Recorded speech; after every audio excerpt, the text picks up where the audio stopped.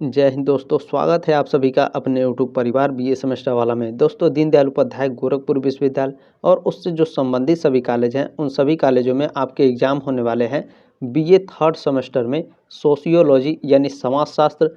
Paper का नाम क्या है सर? तो social change and social movement second. ठीक है, सोशल साइंस का आपका दीनदयाल उपाध्याय गोरखपुर विश्वविद्यालय में 2 पेपर होता है। एक पेपर हो गया है 201 का, तो ये इस क्लास में 202 है। ठीक है, SOC 202 पेपर कोड है। और इस क्लास में ध्यान रखेंगे 2023-24 का क्वेश्चन पेपर है, यानी पिछले साल का। ठीक है, अभी आपको 2022-2023 का एक क्वेश्चन पेपर मैं और दे दूंगा कल, यानी 5 तारीख को। ठीक है, तो ध्यान रखेंगे आज के इस क्लास में 2023-24 वाला हम लोग क्वेश्चन पेपर देखेंगे। ठीक है, 6 जनवरी 2025 को आपका एग्जाम होने वाला है, तो 5 तारीख को शाम को आपको 2022-23 वाला क्वेश्चन पेपर भी मैं आपको दे दूंगा। ठीक है, प्रीवियस ईयर का क्वेश्चन पेपर है।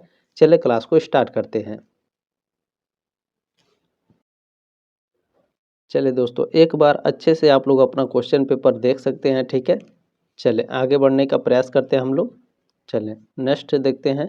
देखें, आपका 75 मार्क्स रहता है। ठीक है, और 1.5 घंटे का समय दिया जाएगा आपको MR शीट पर गोला लगाने के लिए। और एक प्रश्न आप सही करते हैं तो आपको 1.5 नंबर मिलेगा, 1.5 अंक। ठीक है, चले इसमें पहला प्रश्न देखते हैं। आपका क्या पूछा गया है? जैविकी उद्विकास की अवधारणा के साथ किसका संबंध है? ठीक है, अगर जब भी आपके एग्जाम में जैविकी उद्विकास की बात करें तो समझ जाइए ये डार्विन के बारे में बात कर रहा है। ठीक है, जब भी आपके एग्जाम में किसी भी क्वेश्चन में जब भी जैविक उद्विकास की बात करेगा तो ऑप्शन नंबर आपका डार्विन रहेगा। ये बात ध्यान रखेंगे। ठीक है, ये मैं ट्रिक आपको बता रहा हूँ। तो जैविकी उद्विकास की अवधारणा के साथ किसका संबंध है? चार्ल्स डार्विन का। ठीक है, सी ऑप्शन आपका राइट है प्रश्न नंबर पहले का। चले नेक्स्ट क्वेश्चन देखेंगे। नेक्स्ट क्वेश्चन आपसे कह रहा है, परिवर्तन जो सामाजिक मूल्यों के अनुसार इच्छित दिशा की ओर होता है उसे कहा जाता है। तो जो परिवर्तन सामाजिक मूल्यों के अनुसार इच्छित दिशा की ओर होता है उसे क्या कहा जाता है? उसे प्रगति कहा जाता है, प्रोग्रेस कहा जाता है। ठीक है, डी ऑप्शन आपका राइट है प्रश्न नंबर दूसरे का। चले नेक्स्ट क्वेश्चन देखते हैं, आपका क्या पूछा गया है। तीसरा प्रश्न आपसे कह रहा है, मार्क्स के अनुसार सामाजिक परिवर्तन का कारक है। कार्ल मार्क्स के अनुसार सामाजिक परिवर्तन का कारक क्या है? क्लास कॉन्फ्लिक्ट है, वर्ग संघर्ष जो है ये कार्ल मार्क्स के अनुसार सामाजिक परिवर्तन का, सोशल चेंज का। ठीक है, सोशल चेंज का जो कारक है वो क्लास कॉन्फ्लिक्ट है, वर्ग संघर्ष है। ठीक है, ये ऑप्शन आपका करेक्ट है।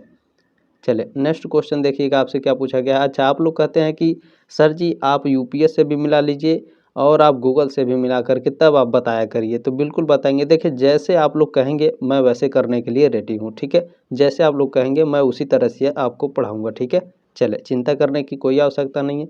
चले चौथा प्रश्न आपसे क्या कह रहा है, अगस्त कोंट ने मानव के बौद्धिक विकास की व्याख्या को कुछ निश्चित स्तरों के आधार पर बताया है।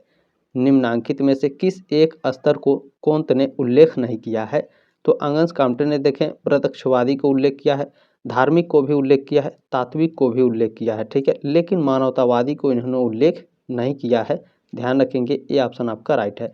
यानी अंगस काम्टे ने मानव की जो बौद्धिक विकास है उसकी व्याख्या को कुछ निश्चित स्तरों पर निश्चित स्तरों के आधार पर बताया है। तो ये 3 आधारों पर बताया है, लेकिन मानवतावादी ह्यूमनिस्टिक आधार पर इन्होंने नहीं बताया है। तो ये ऑप्शन आपका राइट है प्रश्न नंबर 4 का। ठीक है, चलें नेक्स्ट क्वेश्चन आपसे कह रहा है, संस्कृति को भोगवादी, विचारात्मक तथा आदर्शात्मक रूपों में किसने वर्गीकृत किया है? तो सोरोकिन ने किया है। ये ऑप्शन आपका करेक्ट है। क्या कह रहा है? संस्कृति को भोगवादी, ठीक है, संस्कृति को भोगवादी, विचारात्मक तथा आदर्शात्मक रूपों में किसने वर्गीकृत किया? सोरोकिन महोदय ने। ठीक है, चले देखिए, जितना इत्मीनान से आप पढ़ेंगे उतने अच्छे तरीके से आपको याद होगा। ठीक है, social change in modern India. ठीक है, क्या कह रहा है? Social change in modern India पुस्तक के लेखक कौन है? इस पुस्तक के लेखक हैं MN श्रीनिवास। ये ऑप्शन आपका राइट है।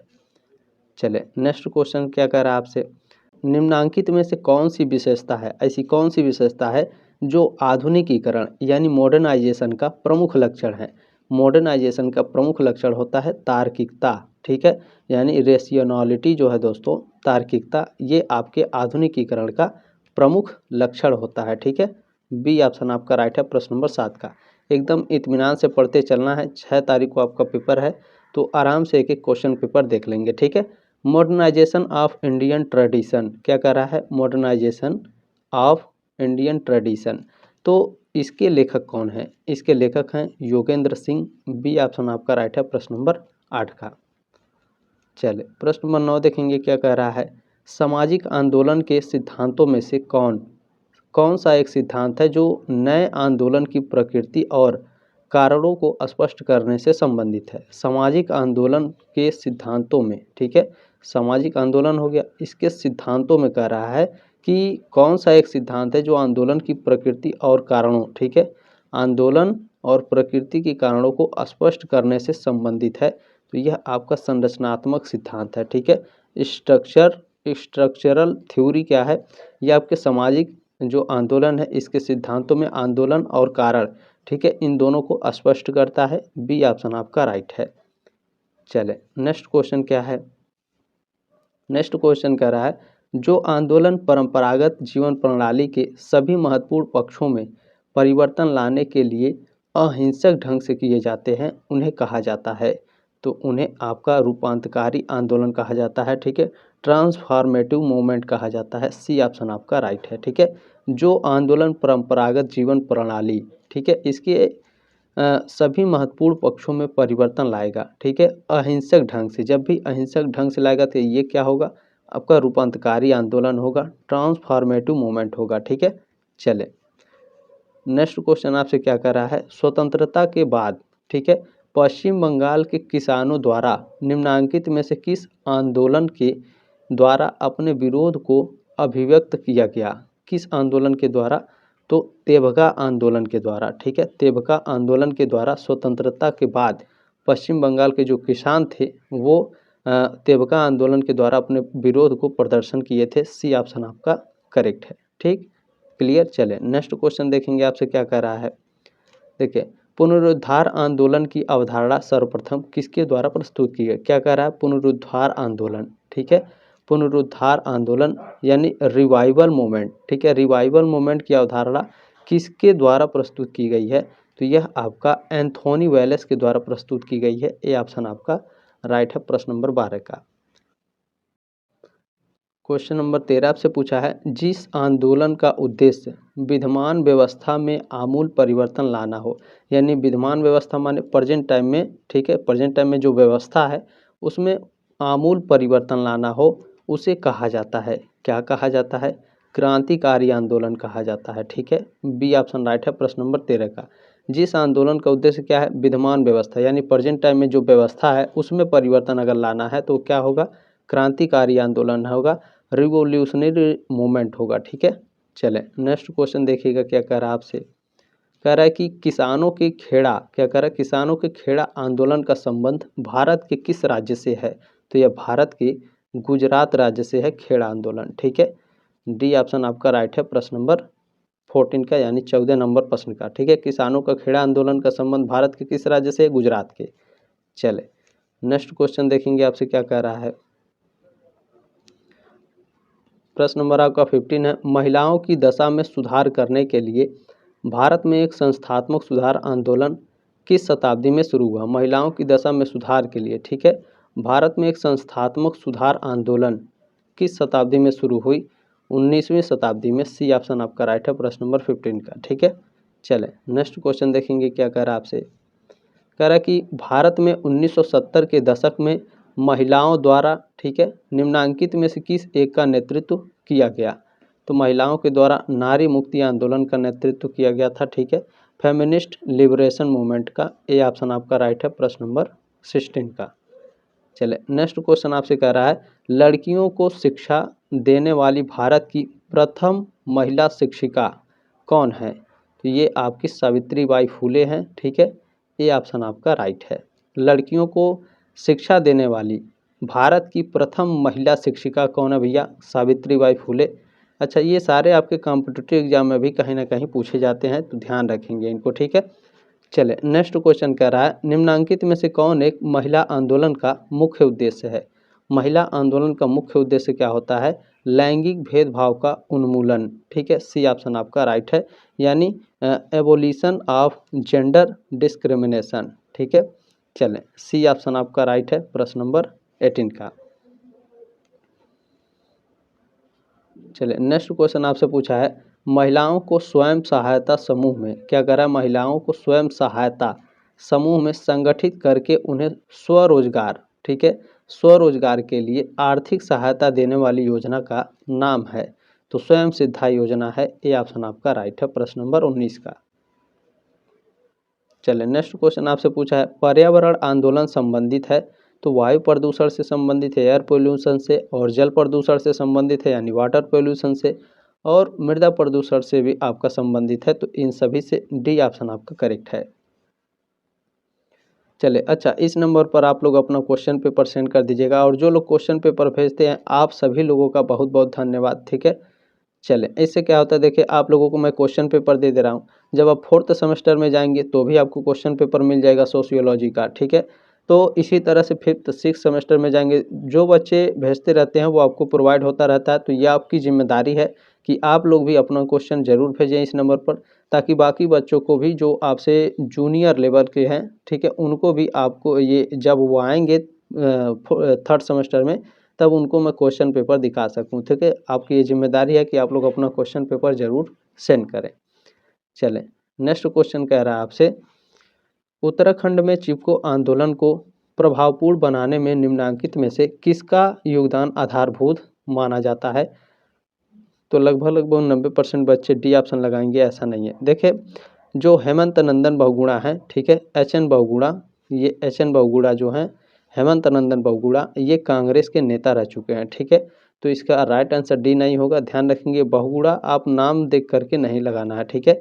ध्यान रखेंगे उत्तराखंड में क्या कर रहा है, जब भी मैं इस तरह से लगाता हूँ तो इसे आप लोग अच्छे से ध्यान रखिएगा। उत्तराखंड में चिपको आंदोलन को प्रभावपूर्ण बनाने में निम्नलिखित में से किसका योगदान आधारभूत माना जाता है, क्या कह रहा है, आधारभूत माना जाता है। तो गौरा देवी का, बी ऑप्शन राइट है, प्रश्न नंबर 21 का। नेक्स्ट क्वेश्चन देखेंगे आपसे क्या पूछा है, भारत में स्वतंत्रता से पूर्व जोधपुर रियासत, ठीक है, जोधपुर रियासत में वृक्षों की रक्षा के लिए किसने चिपको आंदोलन की शुरुआत की। तो अमृताबाई ने की थी, बी ऑप्शन आपका राइट है। अमृताबाई को रवि बिश्नोई का आप लोगों ने न्यूज सुना होगा, ठीक है, रवि बिश्नोई ही नाम था कि कुछ और था, मुझे उतना याद नहीं है। बिश्नोई नाम से कोई बहुत ही गैंगस्टर एक है जो बहुत ही फेमस है, तो ये इसी समाज से जुड़ा है, ठीक है, बिश्नोई समाज से। तो बिश्नोई समाज राजस्थान में जोधपुर में, ठीक है, एक वृक्ष के लिए लगभग 40 लोगों ने अपनी गर्दनें कटवा दी थी। तो ये बहुत बड़ा ठीक है, वृक्षों की रक्षा के लिए बहुत बड़ा योगदान था ये। तो ध्यान रखेंगे बी ऑप्शन राइट है। मुझे लगता है 100% ये आने वाला है, अभी देखें क्या होता है, ठीक है, बाकी आप लोग अच्छे से इसे देख लेंगे। नेक्स्ट क्वेश्चन है, निम्नलिखित में से किसे नर्मदा बचाओ आंदोलन के प्रणेता के रूप में मान्यता दी जाती है। तो मेधा पाटेकर को डी जाती है दोस्तों, अच्छे से याद रखेंगे, ठीक है। क्या कर रहा है, नर्मदा बचाओ, जब भी नर्मदा बचाओ आएगा तो आप लोग अच्छे से याद रखिएगा, मेधा पाटेकर आपके राइट आंसर हैं, डी ऑप्शन आपका करेक्ट हो जाएगा, ठीक है। अच्छा, ये छोटी छोटी बातें मैं इसलिए बताता हूँ आपको अच्छे तरीके से, ताकि आप कभी नहीं भूल पाएंगे, ठीक है। जब भी आपके दिमाग में आएगा नर्मदा बचाओ आंदोलन, तो BA सेमेस्टर वाला सर ने बताया था मेधा पाटेकर राइट आंसर है, ठीक है। चलें,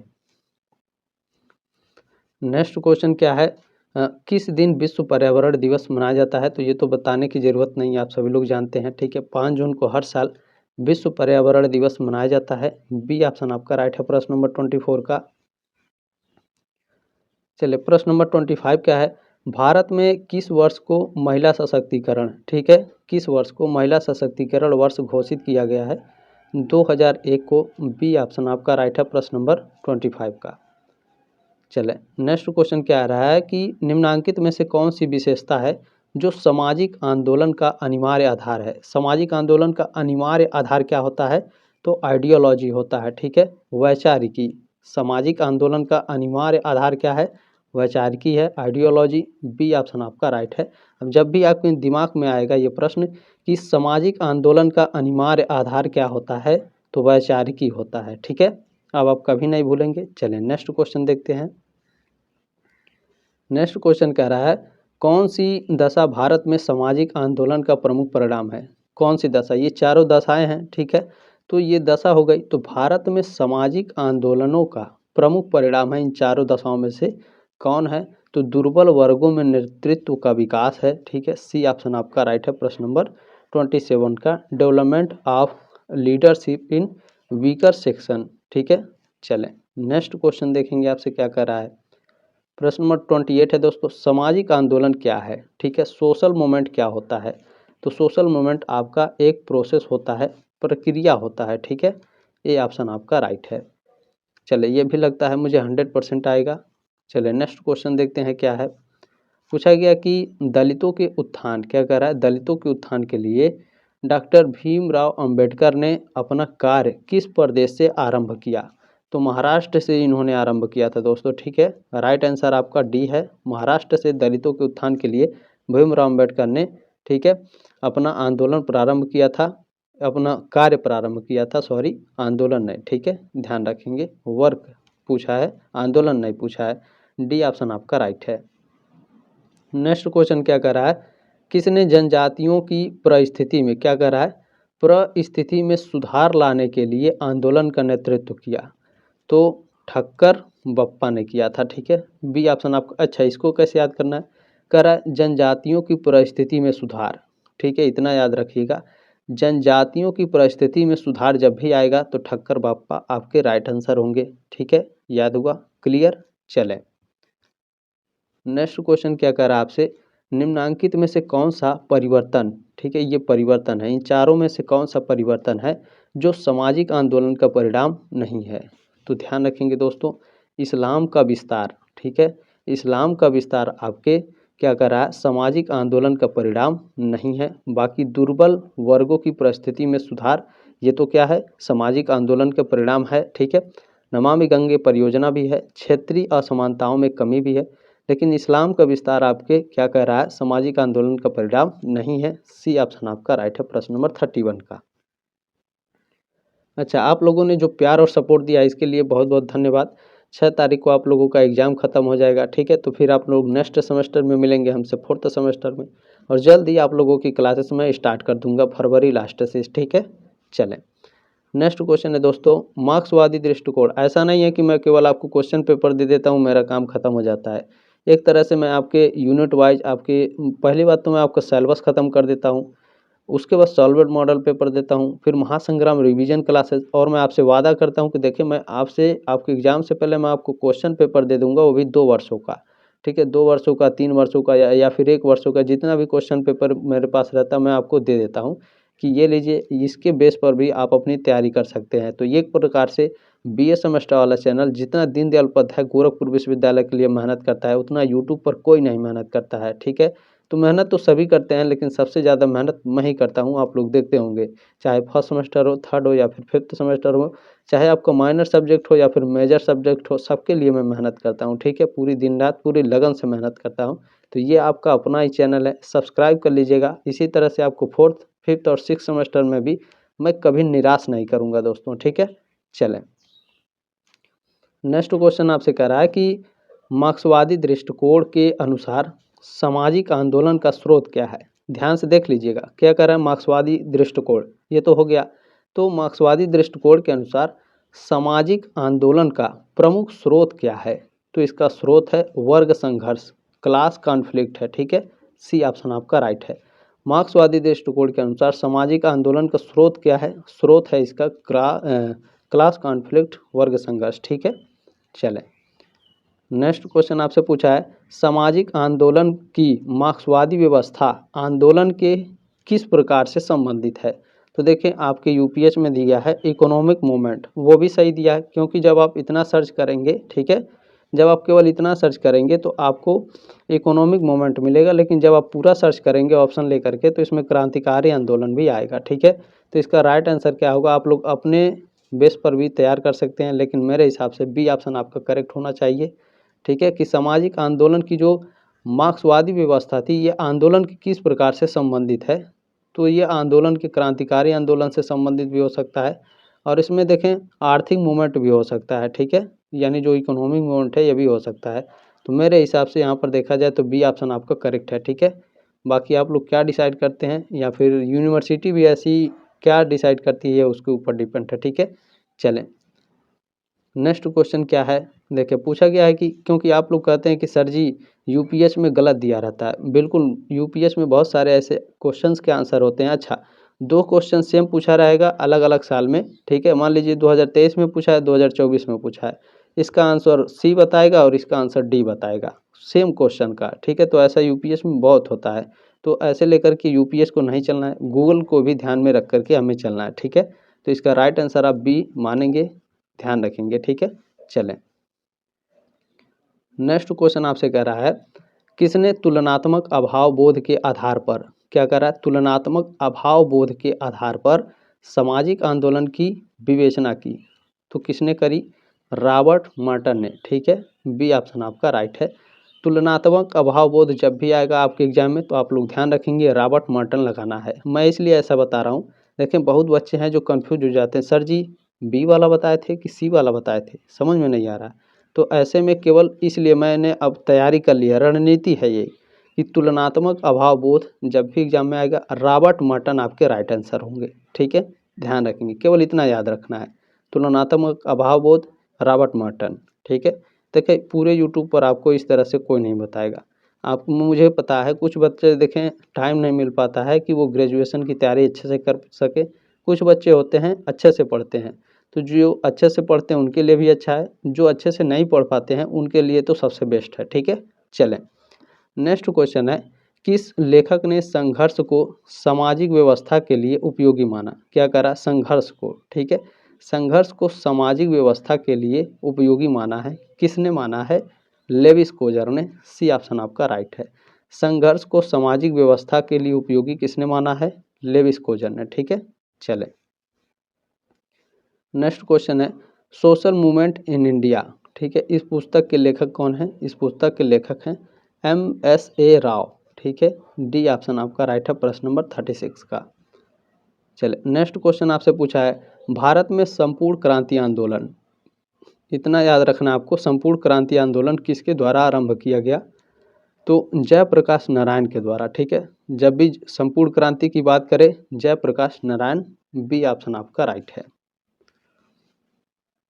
चलिए, नेक्स्ट क्वेश्चन कह रहा है, श्री नारायण धर्म परिपालन आंदोलन भारत के किस राज्य से संबंधित है? ठीक है, तो ध्यान रखेंगे श्री नारायण धर्म परिपालन आंदोलन ये भारत के केरल राज्य से संबंधित है, ठीक है। ध्यान रखेंगे श्री नारायण धर्म परिपालन आंदोलन केरल से, बी ऑप्शन आपका राइट है। क्वेश्चन नंबर 39 आपसे क्या पूछा है, और मेरा आशीर्वाद आप सभी लोगों के साथ है क्योंकि 6 तारीख को आपका एग्जाम खत्म हो जाएगा, 5th सेमेस्टर वालों का चलेगा, ठीक है। तो आप लोग बहुत ही खुश होंगे, नेक्स्ट सेमेस्टर में ज़बरदस्त तरीके से तैयारी करेंगे मिल के, ठीक है। देखें, कह रहा है कि भारत में ब्राह्मणवादी प्रभुत्व का विरोध करने के लिए कौन सा आंदोलन हुआ? तो भारत में ब्राह्मणवादी प्रभुत्व को, ठीक है, विरोध करने के लिए जो आंदोलन हुआ था उसका नाम था महार आंदोलन, ठीक है।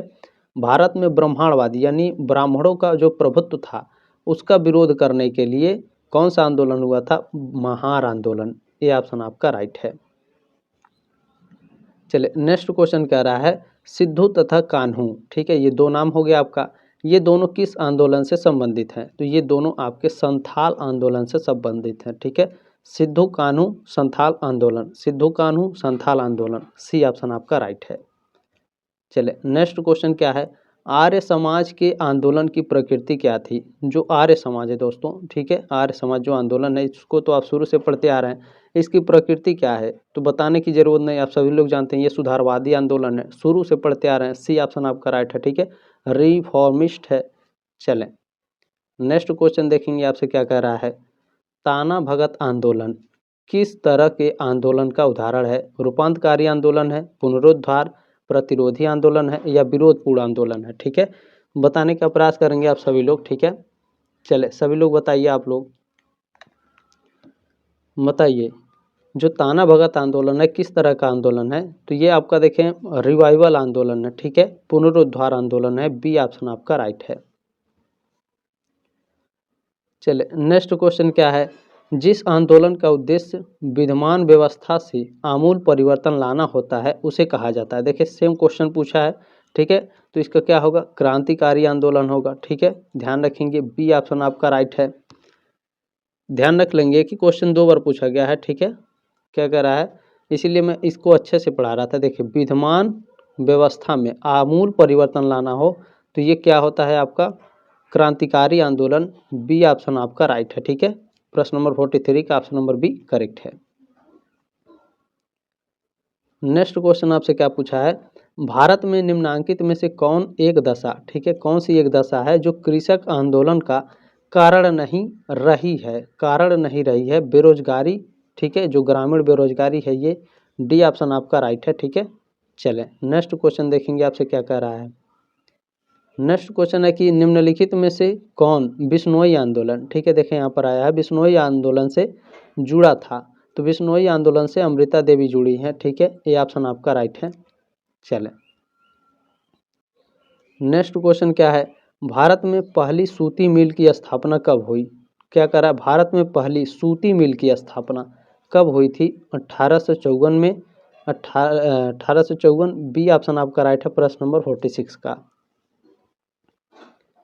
नेक्स्ट क्वेश्चन आपसे कह रहा है भारत के अधिकांश श्रमिक आंदोलन, ठीक है, श्रमिक आंदोलन माने मजदूर आंदोलन, लेबर आंदोलन, ठीक है, इसका संबंध किस विचारधारा से रहा है, तो जो श्रमिक आंदोलन है इसका जो संबंध है वो किस विचारधारा से है, तो साम्यवादी विचारधारा के थे ये लोग, ठीक है, कम्युनिस्ट आइडियोलॉजी। बी ऑप्शन आपका राइट है, ठीक है। भारत के अधिकांश श्रमिक आंदोलन का संबंध किस विचारधारा से है, तो साम्यवादी विचारधारा, ठीक है।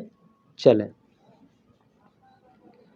नेक्स्ट क्वेश्चन आपसे कह रहा है श्रमिक आंदोलन का प्रादुर्भाव निम्नलिखित में से किस दशा का परिणाम है, श्रमिक आंदोलन का प्रादुर्भाव, ठीक है, किस एक दशा का परिणाम है, तो औद्योगिकरण, इंडस्ट्रियलाइजेशन, ठीक है। सी ऑप्शन आपका राइट है प्रश्न नंबर 48 का। प्रश्न नंबर 49 क्या है, देखें श्रमिक संघ का कार्य क्या है, श्रमिक संघ यानी जो मजदूर वाले संघ है, ठीक है, ट्रेड यूनियन, ठीक है, तो इसका काम क्या होता है, तो ये क्या करता है, श्रम कल्याण के लिए प्रयत्न करते हैं ये, ठीक है। डी ऑप्शन आपका राइट है, इफॉर्ट ऑफ लेबर वेलफेयर, ठीक है। चले नेक्स्ट क्वेश्चन देखेंगे, देखिए आप बीए सेमेस्टर वाला के पास पढ़े, यदि आप इत्मीनान से पढ़े होंगे तो इसमें सारे क्वेश्चन आपको याद हो जाएंगे, ये मेरी गारंटी है, ठीक है। चले इसमें नेक्स्ट क्वेश्चन आपसे कह रहा है भारत में सत्य शोधक समाज, क्या कह रहा है, सत्य शोधक समाज की स्थापना किसने की, तो ज्योतिबा फूले ने सत्य शोधक समाज की स्थापना की। सर जी कैसे इसको याद रखें कि भूले ना, सत्य शोधक समाज ज्योतिबा फूले, सत्य शोधक समाज Jyotiba Phule, option number A right रहेगा आपका, ठीक है। जल्दी मिलेंगे आपके नेक्स्ट क्लास में, तब तक के लिए जय हिंद, वंदे मातरम।